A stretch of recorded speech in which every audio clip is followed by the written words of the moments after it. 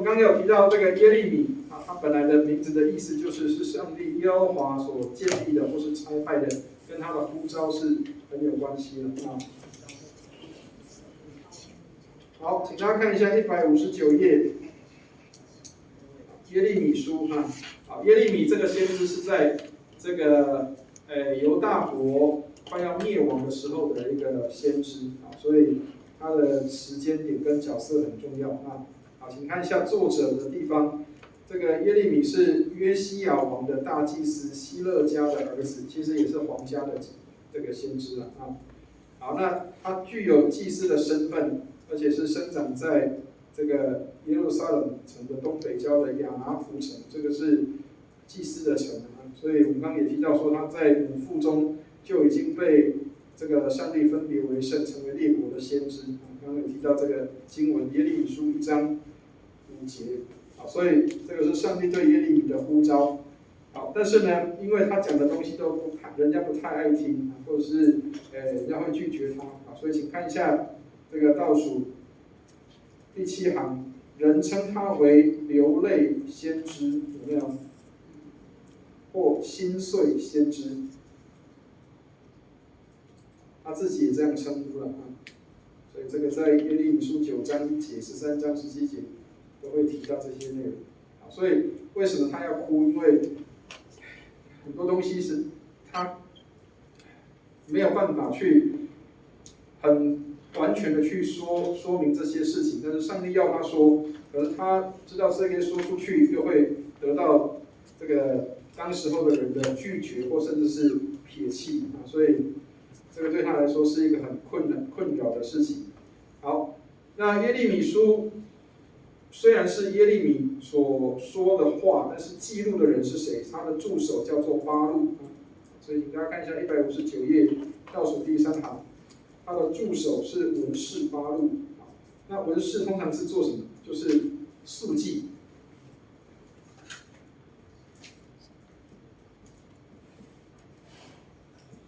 什么叫速记？以前的人，他可能用讲话口述，然后要有人帮他誊或是抄写。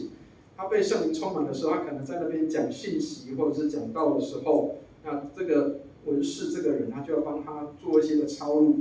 那有一些人他的那个写字会比较快，所以这个他就通常都会做这个叫做速记啊。所以像有一些那个以前早期，像我们还没有所谓像现在这个影片或是 PPT 的时候，早期都是用这个叫做这个录音，然后把录下来之后就把它誊出来抄写出来，就是逐字稿啊。所以这个巴录就有点类似像这样，就是他要把这个耶利米所说的话誊写下来，然后做这个事情。好，所以誊写下来，然后送给谁？送给这个国王，或是送给这个一些他要讲的讯息的一些要接收的人去听。好，所以刚刚提到了，其实耶利米在讲这些，或是让巴录抄写下来的时候，送到国王那边去，国王有接收吗？没有。啊，甚至国王把它撕掉，为什么？因为这个东西太刺耳了。啊，所以我们说这个良药苦口，那好的言语有时候也会是刺耳的。啊，所以这个耶利米他的著作啊，请大家看一下倒数第2行，159页倒数第2行。耶利米他可能有写过耶利米书、耶利米哀歌，这个都是在他的名字下面，然后这个巴录帮他代写抄完的。好，那这里作者还有提到说，列王记上、列王记下有可能也是这个耶利米先知所写的，所以请他上面写可能就好了，因为没有办法完全的去确定，只能写可能是耶利米。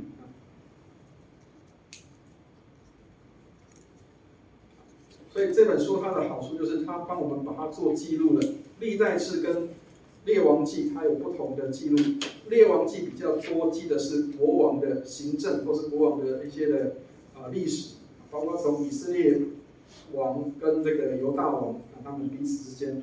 那历代志比较多都是写南国的犹大王的部分啊，所以你会发现这两个虽然是都写历史，但是比较不一样的角度，一个是从宗教角度，一个是从政治角度来看的。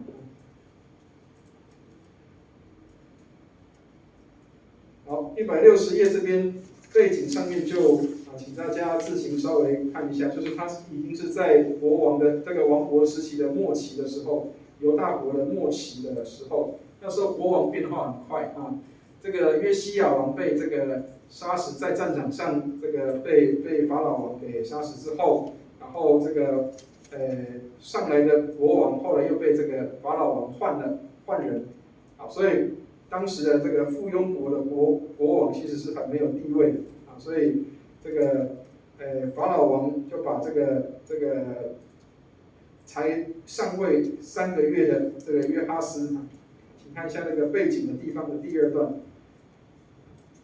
才上位3个月而已，就被掳到埃及去了，然后立这个约雅敬做犹大王，然后不久又被叛了，好，所以这个后来约雅敬被叛巴比伦啊，后来又被掳去了啊，所以这个时间的国王换很快啊，约雅敬死了之后又换约雅金啊，约雅金又向这个巴比伦投降，好，那结果后来这个被掳到巴比伦去之后，巴比伦王最后立了谁做国王？就是最后一个国王叫西底家，所以上次提到那个西底家就是这个犹大国的最后一个国王。好，所以当时的附庸国都是很可怜的，就是国家小，然后这个国力不强的时候，都会被这个强国给这个拼来拼去。所以有时候是这个埃及人赢了，有时候是这个巴比伦人赢了，所以。这个当时的这些附庸国，他们就在这个摇摆的当中啊，不定在那个地方。好，那最后这个西元前586年的时候，巴比伦王就已经把这个犹大国灭掉。所以我们这个上次有提过几个时间点，西元前721年是这个以色列国灭国的时候，然后586是这个犹大国灭国的时候。好，所以这里提到这个巴比伦王这个尼布甲尼撒给这个耶利米一个很优惠的一个做法，就是他让这个耶利米去选择，他要去这个巴比伦，或者是要留在耶路撒冷。所以这个160页的最后一段，他说这个巴比伦王善待耶利米，准许选择去巴比伦或是留在耶路撒冷。结果耶利米选择回到耶路撒冷跟他的百姓在一起，但是后来这群人又被掳到埃及去了最后这个耶利米他是在埃及过世的，所以这个就是耶利米的一个传奇的一生就是在国家灭亡的时候被带来带去，但是其实也表示说，在那个时代里面。人民恐怕没有办法自己去选择他自己要的，恐怕都是要变成在这些的强国的逼迫下，不是要偏巴比伦，就是要偏这个埃及的状态。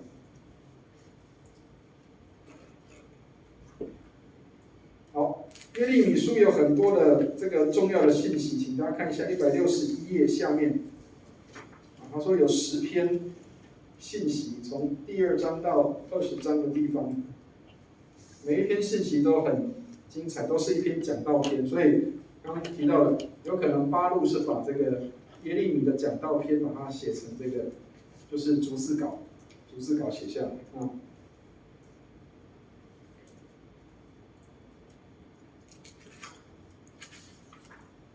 里面有一些我们可能耳熟能详的，比如说这个第9篇的信息就是审视窑匠这个我们常常会唱到有一些诗歌里面说这个上帝是窑匠，我们是泥土被他来塑造。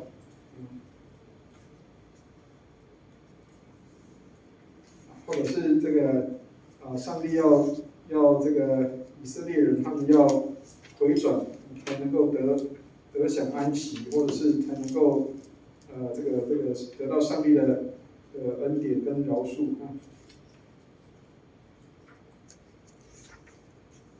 第10篇也是他说在众人面前把瓦瓶摔碎，比喻以色列人他们要这个犹大人他们拜偶像，所以上帝要把他们惩罚，要被摔碎，也是像这些都是当时的人不喜欢听的信息，但是却一定要被写下来。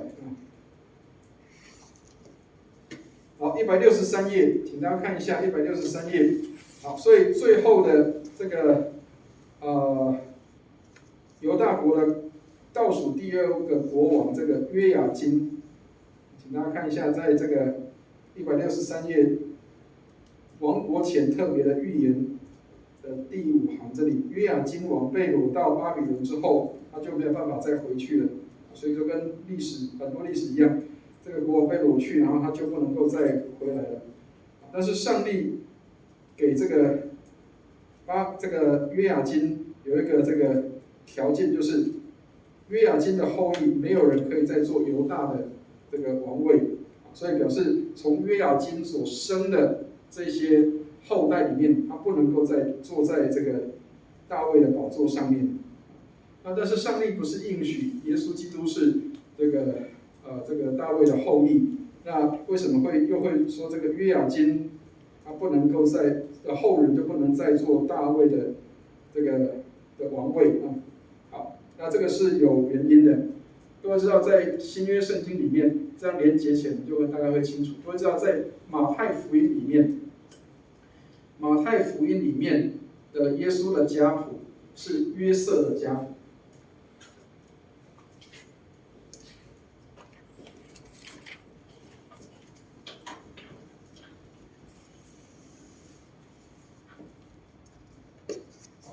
然后路加福音是玛利亚的家谱。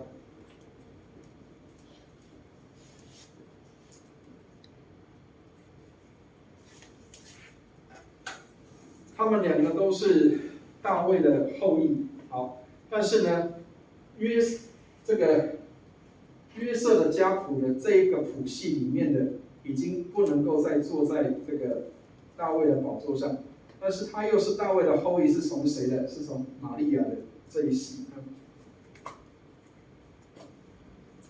好，证据在哪里？请大家看一下马太福音啊。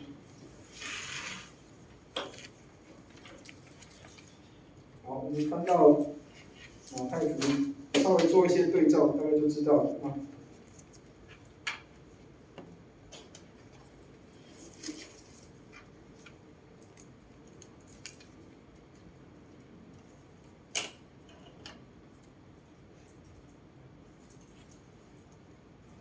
好，请大家看一下马太福音的家谱里面第1章第12节。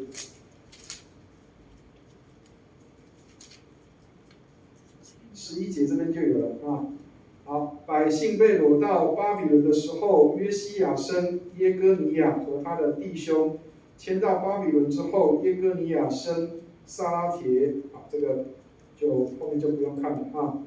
好，那这个耶哥尼亚，如果圣经是自己的哈，可以在旁边写，它就是约雅斤，就是这边提到的这个约雅斤。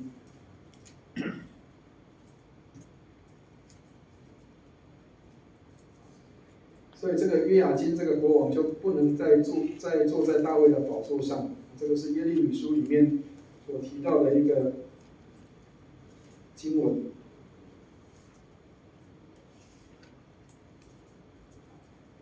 那所以为什么说耶稣是童女怀孕生子？因为他没有经过跟约瑟的交合，他是玛利亚透过圣灵的怀孕所生的，所以为什么符合说大卫的后裔？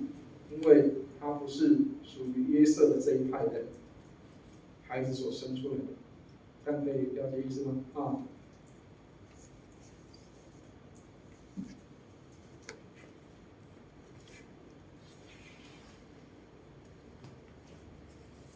好，那至于耶利米的预言里面，请大家就自行来看一下哈，自己看一下这个里面他都有提到这些的内容。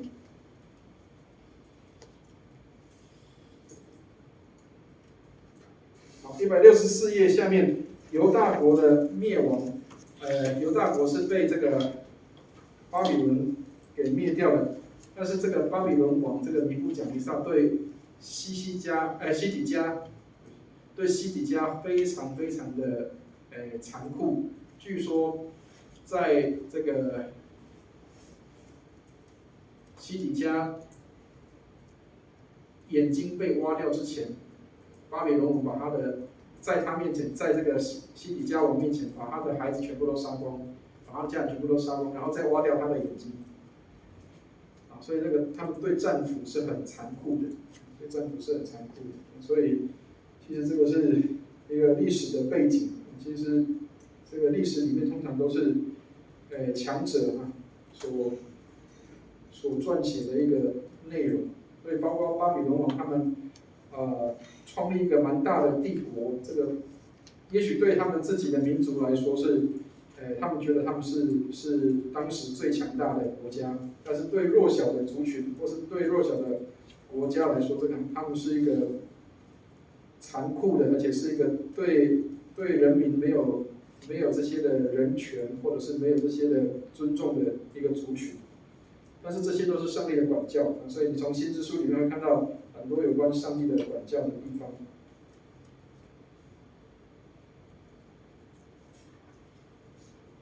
好，到这边可以吗？有没有什么样的问题？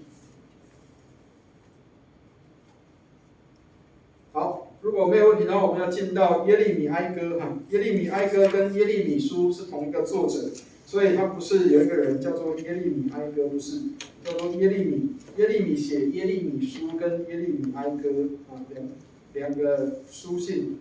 好，但是耶利米哀歌是属于叫做诗歌体。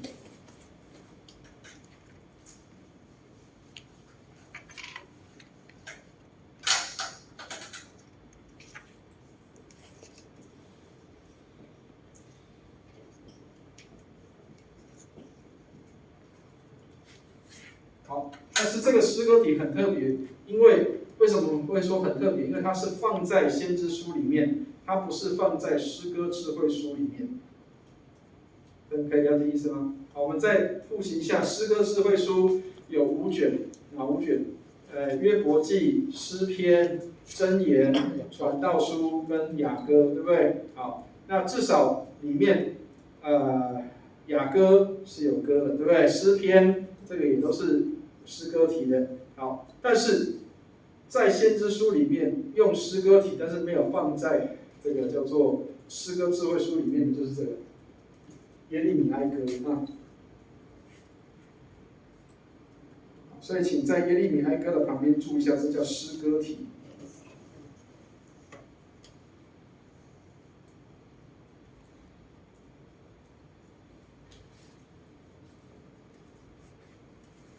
好，请看一下这个166页的背景的地方，这里就提到耶利米哀歌的背景是什么？好，它是这个耶利米在南国犹大灭亡的时候平调这些的当时的百姓的一个状况，在哀痛的情况下写下来的。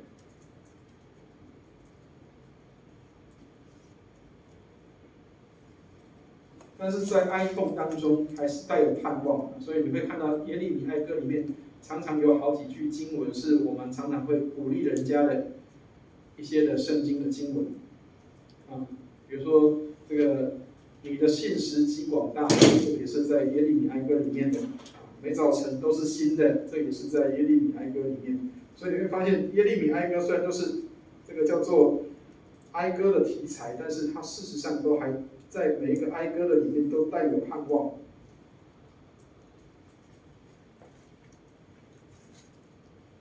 盼望，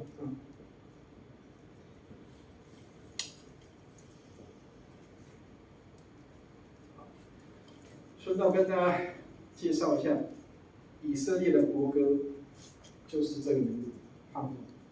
所以各位可以去那个 YouTube 上面去下载以色列的国歌。那为什么他们会特别把这首歌当作他们的国歌？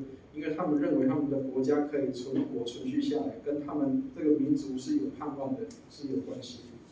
所以灭国了2000年之后，还可以再继续的存活下来，这是对他们的一个信仰，还有对他们的一个生命的盼望。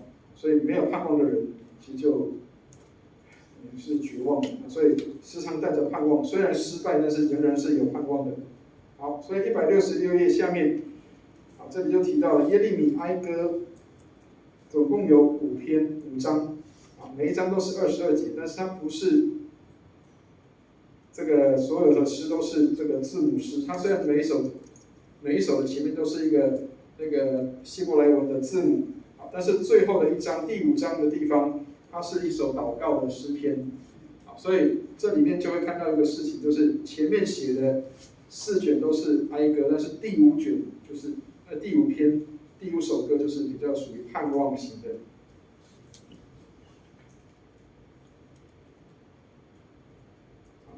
盼望的诗歌。好，我们来看一下耶利米哀歌里面有几节经文是我们常常会用到的圣经，请大家看一下耶利米哀歌3章。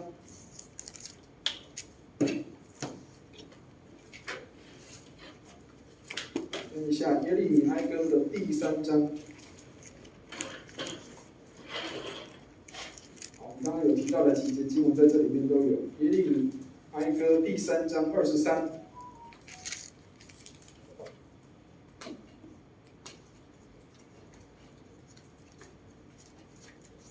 22就有了啊，很多要写给人家有盼望的诗歌都会写这些。好，22节他说：“我们不是消灭，是出于耶和华诸般的慈爱，是因他的怜悯不致断绝。”有没有？所以他的虽然是哀歌，但是他是有盼望的。他说：“我们上帝的慈爱是因他的怜悯不致断绝，上帝没有断绝他的怜悯。”好，23节来看一下，23节一起念一下23节，一起念来。每早晨这都是新的，你的诚实极其广大。所以你看，有的诗歌里面说你信实何广大，对不对？就从这边出来的。好，然后比如说25节，好，25节一起念来。凡等候耶和华，心里寻求他的，耶和华必施恩给他。所以你看，这个也是我们常常会给人家一些鼓励的经文啊。等候耶和华的，耶和华必施恩给他。好，然后27节有没有？如果我们看到有年轻人的时候，我们有时候会给他这些鼓励。27节，好，一起念一下27节啊。人在幼年负恶，这原是好的。所以，如果有年轻人他这个背负这个很重恶或重担的时候，有时候我们鼓励他，都会用这些的经文来鼓励一下他啊。所以耶利米书其实里面有很多的经文都是很有盼望的，但是要知道他是在一个痛苦的背景下写的诗篇啊，所以我们在运用这些经文的时候要很小心，他是在给那个绝望的人带来盼望啊，所以跟我们一般想的那个内容是不太一样的。跟我们说要鼓励人家那个是不太一样，它是在绝望之中带来盼望的一些的内容。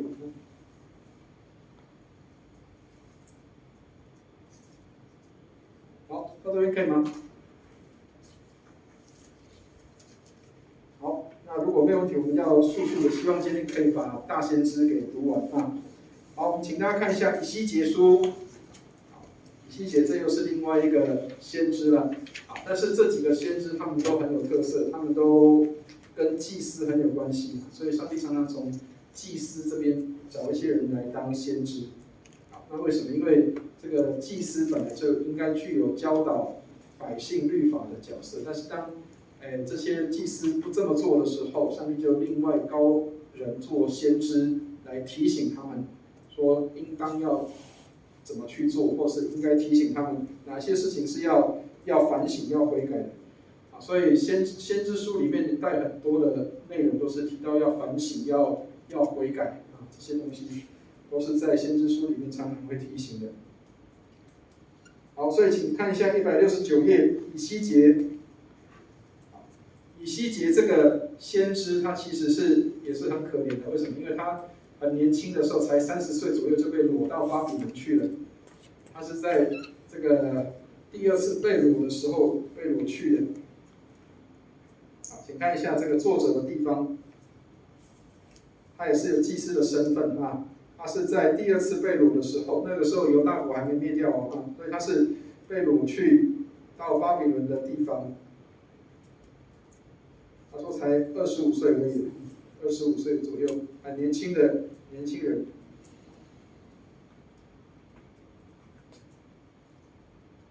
好，然后他说他被蒙召做先知，在以西结1章1到2节里面也有提到这个内容，所以你看这些人他们都是很年轻就被呼召成为先知，然后担任守望者，警戒世人不要犯罪。好，所以这个以西结里面常常提到所谓的守望者。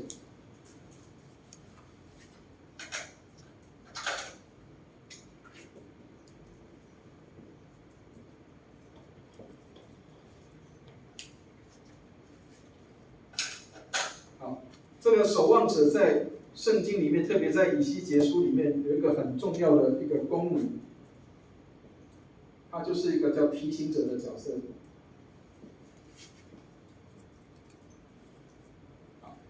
那跟现在有一个词很类似，各位知道，我们这个 COVID-19 刚开始的时候，有的人他察觉到不对劲的时候，有一个名词，不晓得大家有没有听过，叫吹哨人，对。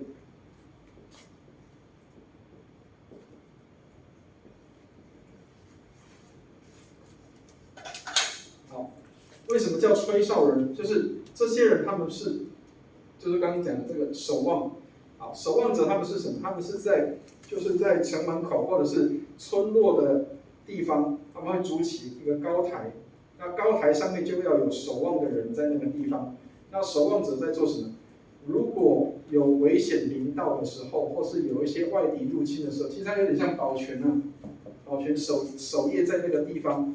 那如果是有外敌入侵，或者是有不对的，或是野兽或者是什么样来攻击的时候，他有一个任务，就是他要提醒这个族群或是这个村庄村落里面的人说，危险要来了，大家要赶快起来，要去这个抵抗这个外来的侵略，或者是抵抗这些外族的入侵，他有这个角色。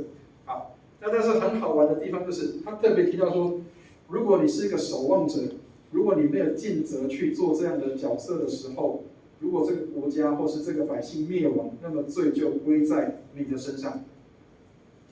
这样可以了解意思吗？但是他说，如果你这个守望者，你已经尽了你的力量，你已经提醒了，你已经告诉这些的百姓说危险已经来了，或是这个野兽已经临近了，危险已经到了，但是这些人还在沉睡，他们不听的话，那罪就不在你的身上。这样可以了解意思吗？所以跟我们现在讲那个吹哨人很有关系。吹哨人是什么？他发现有不对的，他提醒。但是提醒的时候，其实我们就发现说提醒了，但是有人就听是听了，但是听不进去。所以你看，有的人刚开始的时候，那个 COVID-19 刚开始的时候，他听不进去这个还好啦，没有什么。结果后来就严重，就爆发，所以变成我们现在都要这样戴口罩所以就知道这个吹哨人是多么重要的一个角色所以他具有这个提醒功能。那这个就是谁？这个就是先知。在教会里面，其实有哪些人应该要做这样的角色？代祷者。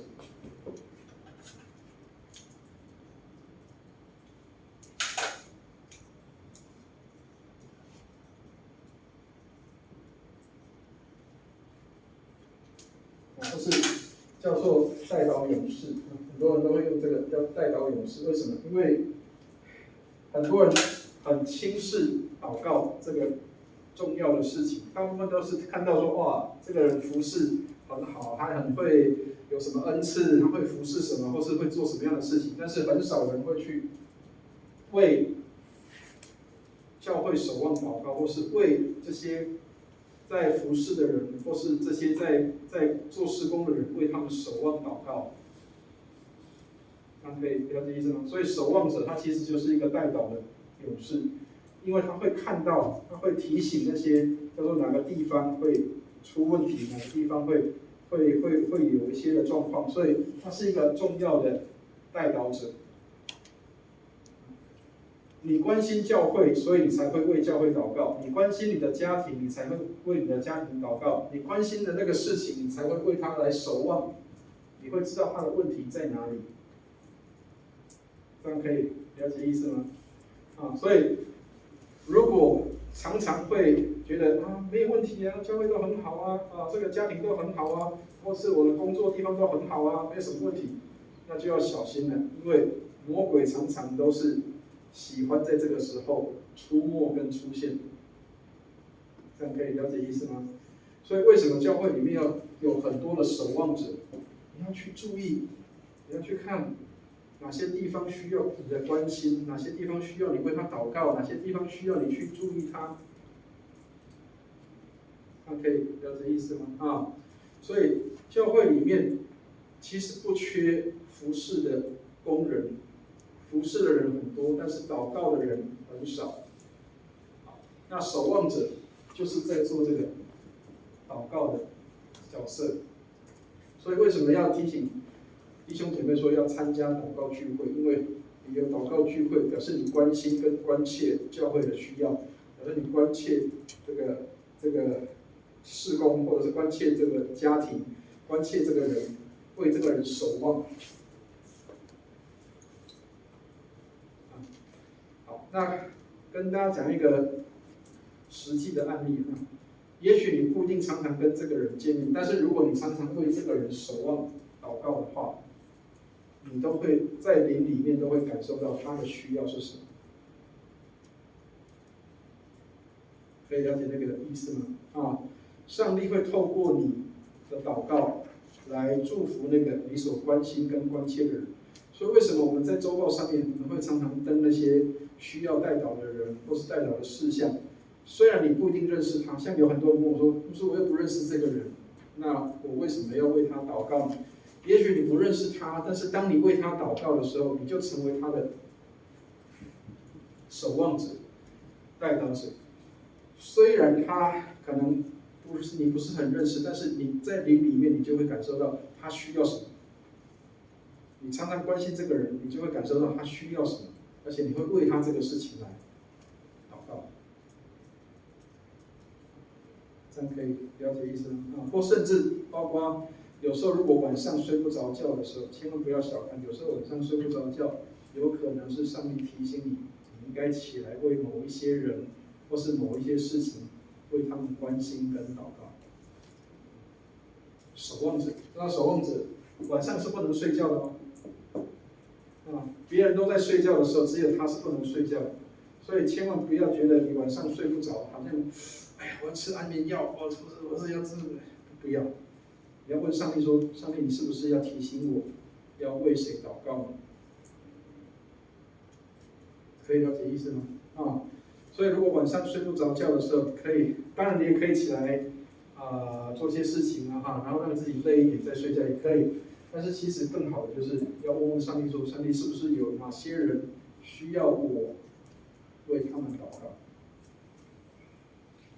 这样可以了解意思吗？以前我们有一个阿兵哥在马祖的一个阿兵哥，他很可爱，他是灵粮堂的会友。他这个站卫兵的时候，他说他最喜欢站2点到4点的卫兵。很多人都不喜欢站那个时段，为什么？因为那个时段是应该最想睡觉，然后最累的时候。但他说他很喜欢站那个时间的卫兵。他说为什么？他说他带着他全连阿兵哥的名单在口袋里面，然后他站卫兵的时候，他就把那个名单拿起来，为每一个他的阿兵哥，为每个他连队的这些的阿兵哥，为他们提名祷告。我听到这个年轻弟兄的见证的时候，我心里面很感动。你知道，如果有人常常拿起教会的名单，拿起弟兄姐妹的名册，为弟兄姐妹守望祷告，你会觉得很安心。你晚上睡觉也会觉得很平安。为什么？因为你知道有人在为你祷告。所以如果你半夜你睡不着的时候，也可以拿起你的小组的名单，为你的小组员祷告，为你的教会的弟兄姐妹祷告，让你成为他们的守望者。所以以西结书里面很多提到这个守望者的角色啊。好，那当然以西结书里面也提到很多一些有关意象或图像的东西。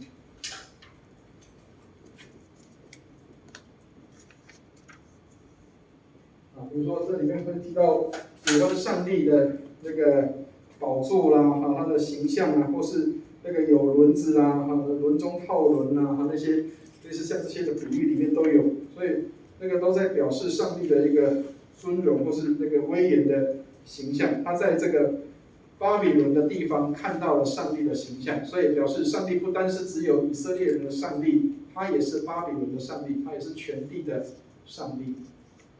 这样可以了解意思吗？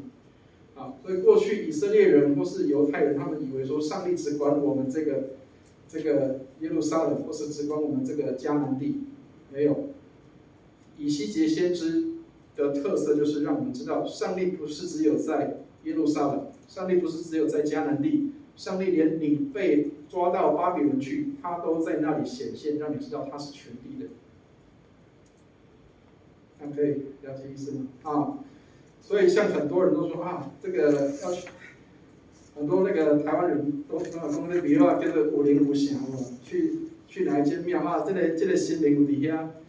我们有很多基督徒后来也会变成这样啊，这间教会有上帝的信心，甲伊三甲比的啊，有圣灵跟他在一起啊，那一间教会就没有，其实没有嘞，每一间教会上帝都有圣灵在里面的工作。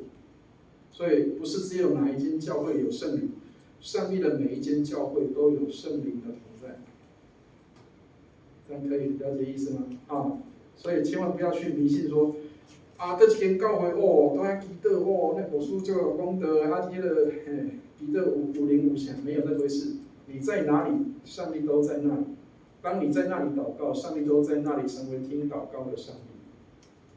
这样可以听得懂意思吗？啊。所以千万不要觉得说，哎呀，我好像要去哪一个礼拜堂，或是去哪一个地方才比较有圣灵的同在。上帝不会请假的，上帝住在我们的心里，他是不会请假的啊。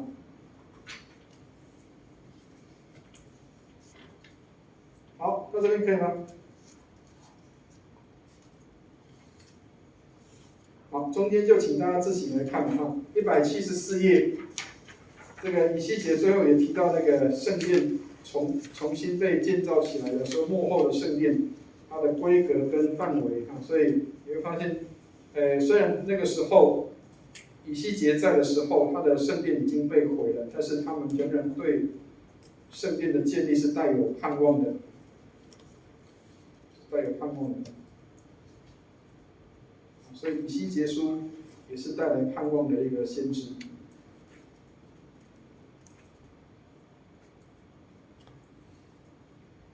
好，大先知的最后一位，请大家看一下这个但以理书啊。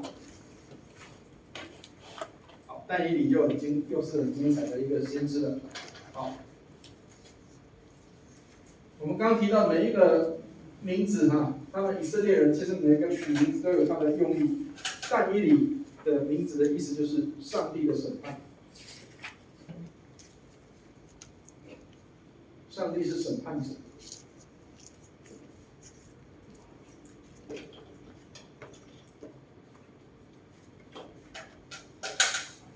但以理的意思就是，他的名字的意思就是上帝是审判者，或是上帝是判断的。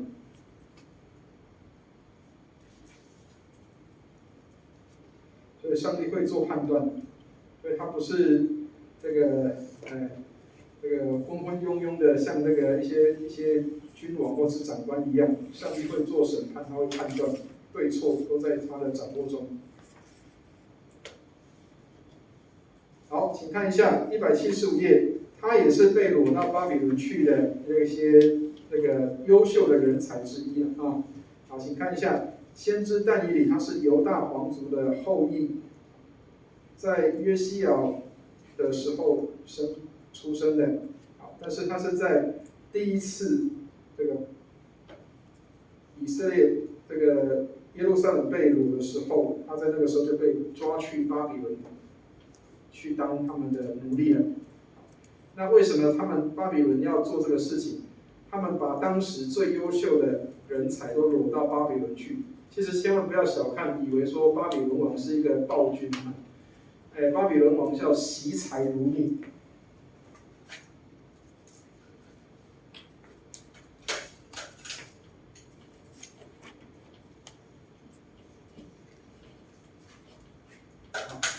为什么会说他惜才？因为巴比伦王去给人家搜刮或是掳掠人家的时候，他通常都会带一批人，带走谁？带走当地最精英的人。这个概念跟谁有关系？这个概念跟很多西方的国家，他们为什么？比如说像这个二次大战的时候，苏联跟以美国为首的这些的国家，他们进入到德国去的时候，他们把德国人的那些科学家，或者是那些叫做当时的精英分子，全部都抓到自己的国家里面去。所以各位知道为什么美国那么快就会发明出原子弹？因为他们把德国人这些物理学家或者是这些叫做科学家都全部掳到他们家去了。所以这个原子弹其实是德国人他们最早就已经在研究这个东西。最早开始那个理念的是谁知道吗？有一个叫爱因斯坦的，但是爱因斯坦不是被掳去，爱因斯坦是已经很早就已经到美国去移居了，因为那时候被逼迫。好，所以德国人他们其实科技上他们是很发达的，然后他们把这些科学家掳到自己国家去的时候，所以你看像美国跟苏联，他们其实为什么他们的国力都很强？因为他们把那个当时最好的科学家全部都掳过去了。世界上第一部喷射机不是美国人发明的，是德国人。所以你就知道，其实他们那时候德国人的科技已经是领先很多，所以他们其实是很厉害的。好，所以巴比伦王已经把这个一些精英都全部掳去。所以像这个但以理，圣经里面但以理书里面提到，他跟他的3个朋友都是当时最精英的这个以色列人，犹大人。好，所以请看一下他的一个时间也蛮长的，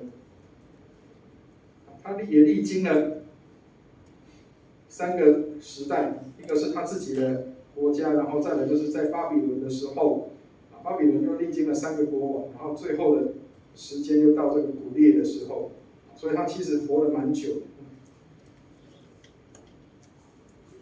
好，所以请看一下，在175页中间的地方，但以理因敬畏依靠耶和华神，使他大有恩赐跟才能，成为尼布甲尼撒的宰相，甚至到大利乌王的时候，都任命成为全国的总长。所以你知道这个人就多精英的人物了。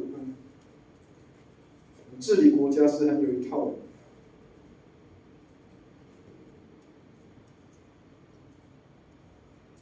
好，175页下面背景的地方，这3个先知但以理、以西结跟耶利米是属于同一个时期的先知。好，所以这个让大家知道一下当时的几个同一个时期的先知。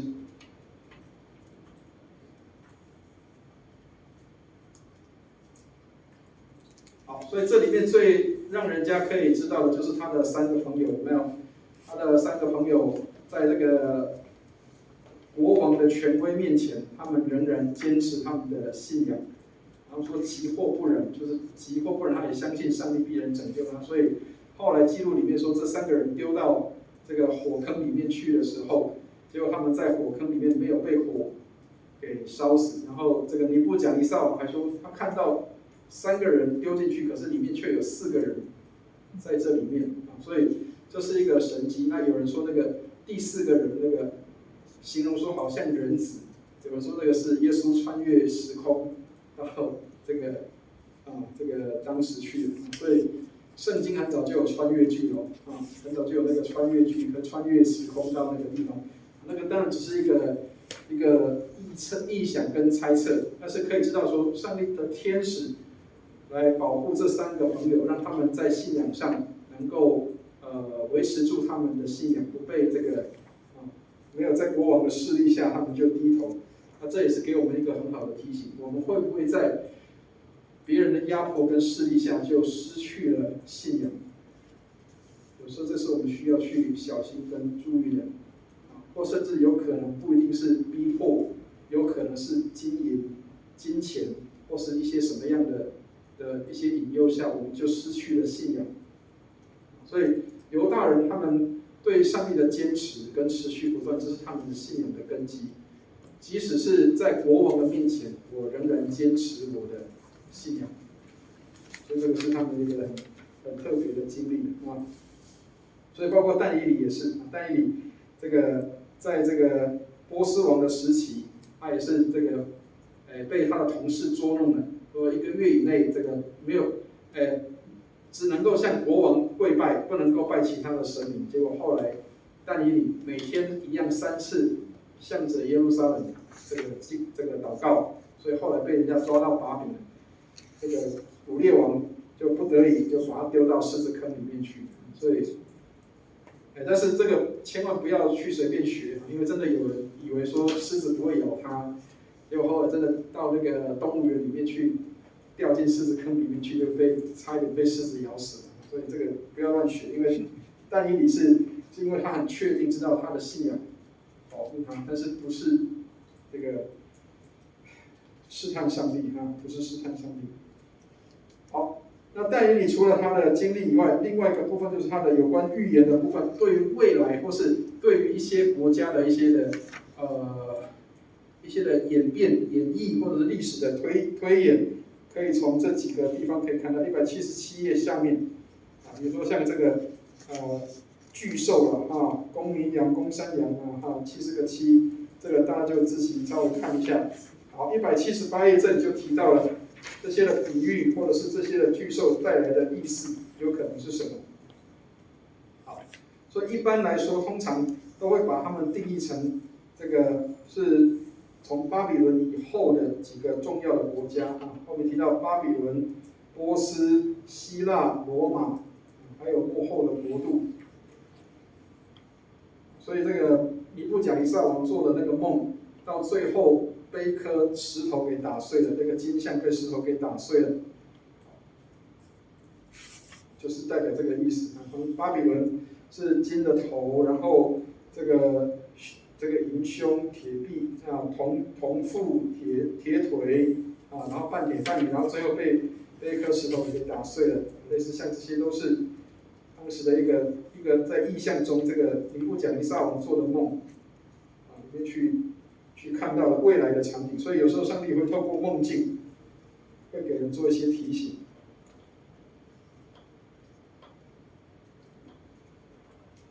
好，到这边可以吗？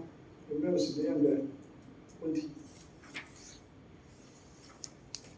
好，所以但以理也是一个会解梦的人因为这个圣经里面会解梦的人不多，但是他们也有特别的恩赐。各位知道，在圣经里面有几个会解梦的人吗？有一个很有名的人叫做约瑟，有没有？旧约圣经里面，创世纪里面有一个人叫约瑟，他帮他的那个长官，帮他的国王解梦，帮法老解梦。还有这个但以理，也曾经帮他的国王解梦过。所以解梦的解析也是一个恩赐梦的解析也是一个恩赐所以千万不要小看，有的人会解梦，那个也是一个恩赐。所以梦境当中，有时候上帝也会透过梦境里面给我们有一些的提醒。好，那跟大家讲一个真实的见证，因为有时候我都常常会跟师母讲说，我碰到某一些人或是某一些事情的时候，我都会跟他说，这个场景或是这个话很熟悉，好像曾经在哪里听过，或是好像在哪个地方有出现过，很多是在梦境里面。所以上帝有时候会透过梦境，会把未来的事情跟我们说。所以有时候你可能会做梦，梦到一些事情，当然，大部分的梦都是日有所思，夜有所梦啊。比如说像我曾经有过白天的时候看到那个美食节目，哇，那个锅巴本就会起来，然后晚上就会梦到卤肉饭，类似像这个。但是有一些不是，有一些是特别会去梦到一些人或是事情，然后在未来的时候就可能会去碰到这些事情，所以这个都是有可能的。不要太相信这个梦的部分，但是也不要完全不相信。有时候上帝会透过梦境，会把未来的事跟我们做一些的提醒。好，到这边可以吗？好，如果没有问题的话，我们的大先知上完了，后面12个小先知应该就很快了啊，所以我们很快就会进入到新约的部分。那希望我们进入到新约的时候，就能够把整个圣经做很快的一个快速的浏览跟描述，然后希望明年我们就可以再开一班的红本门徒，希望可以很顺利的把这些的圣经的内容可以完整的能够跑一遍。好，如果没有问题，我们今天就到这里，我们一起祷告。天父，我们为今天晚上的课程向你献上感恩，谢谢你给我们有这样美好的时刻来学习圣经，帮助我们从你所这个赐予的这些的大先知书里面，让我们看到上帝对我们的人生的旨意跟计划。即使在我们最困境、最难处的时候，仍然让我们不失去盼望。谢谢你带领我们每个时刻都依靠你来得胜，即使在人所看来没有办法的时候，我们仍然是有盼望的，因为我们信靠上帝。谢谢你垂听我们的祷告，带领我们在你里面蒙恩，保守我们的弟兄姐妹回家的脚步。感谢祷告，奉耶稣基督的圣名。好，谢谢。